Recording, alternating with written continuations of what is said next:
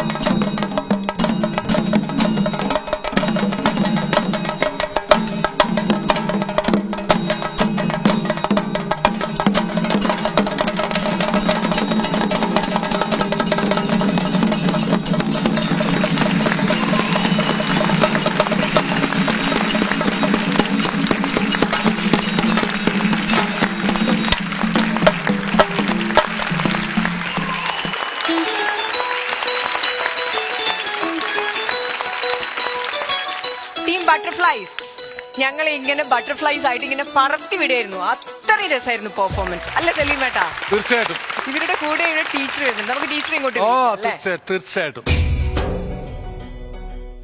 സമൂഹത്തിന്റെ അതിവേഗതയ്ക്കൊപ്പം ചലിക്കുവാൻ കഴിയാതെ വിദ്യാലയങ്ങളിലും വീടുകളിലും മാത്രം ഒതുക്കി കഴിഞ്ഞിരുന്ന കുട്ടികളെ കണ്ടെത്തി അവർക്ക് പരിശീലനം നൽകി വിവിധ വേദികളിൽ അവരുടെ പെർഫോമൻസ് കാഴ്ചവെച്ച് സമൂഹത്തിൽ ഒരു ഇടം നേടുക, സമൂഹത്തോടൊപ്പം ഞങ്ങളും ഉണ്ട് എന്നൊരു സന്ദേശം സമൂഹത്തിന് കൊടുക്കുക എന്ന ലക്ഷ്യമാണ് ഞങ്ങൾക്കുള്ളത്.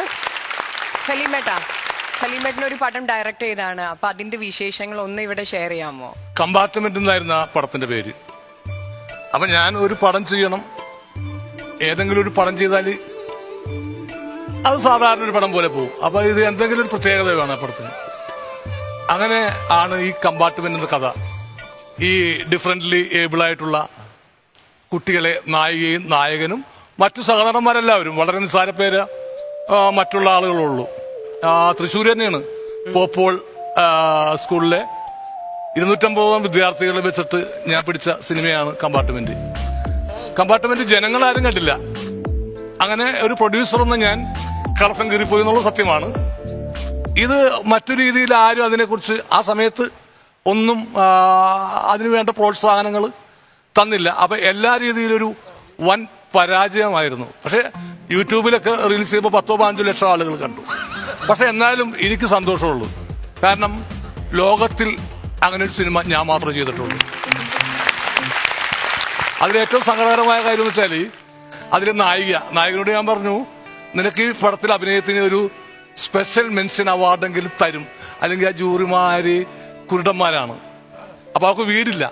ഞാൻ പറഞ്ഞു, അങ്ങനെ നിനക്ക് കിട്ടിക്കഴിഞ്ഞാൽ വീട് ഉറപ്പായിട്ടും നമ്മൾ ചെയ്തു തരും. ചെയ്യുന്ന വെച്ചാൽ ആളുകൾ തന്നെ ചെയ്തോളും. ഞാൻ പറഞ്ഞു ഉറപ്പാണ്, അത്രക്ക് നല്ല ആ വർഷത്തെ മികച്ച നടിയേക്കാൾ നല്ല പെർഫോമൻസ് ആയിരുന്നു ആ കുട്ടിയുടെ. സോ ഒരു സ്പെഷ്യൽ മെൻഷൻ, ഒരു സർട്ടിഫിക്കറ്റ് എഴുതി ആ കുട്ടി കൊടുക്കാമായിരുന്നു, അത് കൊടുത്തില്ല. നമ്മുടെ മലയാളികളായ മഹാരഥന്മാര് അവർക്ക് കൊടുത്തില്ല. നിങ്ങൾ കാണണം, ഞാൻ പറയുന്നത് തെറ്റാണെങ്കിൽ നിങ്ങൾ ആ കുട്ടിയുടെ പെർഫോമൻസ് നിങ്ങൾ കമ്പാർട്ട്മെന്റ് എന്ന സിനിമ എടുത്ത് യൂട്യൂബിലുണ്ട്, കാണണം. ഞാനൊരു 5-6 മാസം അവരുടെ കൂടെ തന്നെ നടന്നിട്ടാണ് ഇതിന്റെ സ്ക്രിപ്റ്റ് എഴുതിയത്. അപ്പോ ഈ ഷൂട്ടിംഗ് സമയത്തുള്ള തമാശ ഞാൻ പറഞ്ഞുതരാം. അപ്പൊ ഈ ഏഞ്ചൽ എന്ന് പറഞ്ഞ നായിക, മറ്റൊരു വില്ലൻ ക്യാരക്ടർ, ഇവർ തമ്മിലുള്ള ഒരു നൈറ്റ് സീനാണ്. അപ്പൊ ഞാൻ അധികം നൈറ്റ് സീനൊന്നും വെച്ചിരുന്നില്ല, കാരണം ഈ കുട്ടികൾ അറിയാമല്ലോ, നമുക്ക് വയ്യാത്ത കുട്ടികളാണ്. അപ്പൊ ഈ നൈറ്റ് സീനിൽ ഒരു 7 മണിക്ക് ഷൂട്ടിംഗ് തുടങ്ങി. ഈ കുട്ടിയുണ്ട്, ഈ വില്ലനുണ്ട്, ഇവർ തമ്മിലുള്ള കോമ്പിനേഷൻ സീനാണ്. കുട്ടി മനോഹരമായിട്ട് അഭിനയിക്കുന്നു, വില്ലൻ തെറ്റിക്കുന്നു. അങ്ങനെ മറ്റേ നോർമൽ ബുദ്ധി എന്ന് നമ്മൾ പറയുന്ന ആള് തെറ്റിച്ച് 2 മണിയായി. എല്ലാവരും ഔഷധം ഊണ് കഴിച്ചൊക്കെ ഇത് ചെയ്തു. അങ്ങനെ ഒരുവിധം ഞാൻ മനസ്സോടെ ഈ കുട്ടീനെ ബുദ്ധിമുട്ടിനൊക്കെ ഒരു പരിധിയുള്ള വെച്ച് ഞാനത് ഓക്കെ ആക്കി, ഒരു ഹാഫ് ഓക്കെ ആക്കി വെച്ചു. പിറ്റേന്ന് രാവിലെ വീണ്ടും ഇവർ തമ്മിലുള്ള വേറൊരു സീനാണ്, കോമ്പിനേഷൻ സീനാണ്. അങ്ങനെ ഈ ഏഞ്ചൽ എന്നെ വിളിച്ചു പറഞ്ഞു, അങ്കിളിങ് വന്നേ, പഠിപ്പിച്ചോട്ടാ, പുള്ളി തെറ്റിക്കും. അപ്പൊ ഞാൻ വിചാരിച്ചു, ഇതിലാരാ നോർമലി, ആരാ മെന്റലി ഡിസേബിൾഡ്, ആരാണെന്ന് ചോദിച്ചു. ഇത് വെറുതെ പറയുന്നതാണ്. അവര് കറക്റ്റായിട്ട് വേർഡ് അവരെ വിളിക്കേണ്ട പേരെന്ന് വെച്ചാല് ഭിന്നശേഷിക്കാരാണ്. അവർക്ക് ഭിന്നമായിട്ടുള്ള കഴിവുകളുണ്ട്, അല്ലാതെ അവർ കഴിവില്ലാത്തവരോ മണ്ടന്മാരോ ഒന്നുമല്ല. അപ്പൊ അവരെ നമ്മൾ കാണാൻ ശ്രമിക്കുന്നില്ല എന്നുള്ളതാണ് തെറ്റ് നമ്മൾ. സത്യം. അപ്പൊ ഞാൻ ഈ പടം സമർപ്പിച്ചത് ഇവരുടെ അച്ഛനും അമ്മക്കും വേണ്ടിയാണ്. അപ്പൊ ഈശ്വരന് ഈ കുഞ്ഞുമക്കൾക്ക് നല്ലത് മാത്രം വരുത്തട്ടെ എന്ന് പ്രാർത്ഥന മാത്രം.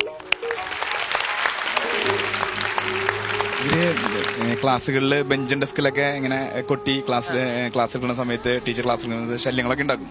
അപ്പൊ ഈ ബെഞ്ചും ഡെസ്കിലും കൊട്ടുന്ന താളം നമ്മള് ചെണ്ടയിലേക്ക് ആക്കി, ശിങ്കാരിമേളത്തിന്റെ താളത്തിലേക്ക് ആക്കി, അങ്ങനെയാണ് ഇവരെ ശിങ്കാരിമേളത്തിലേക്ക് കൊണ്ടുവരുന്നത്.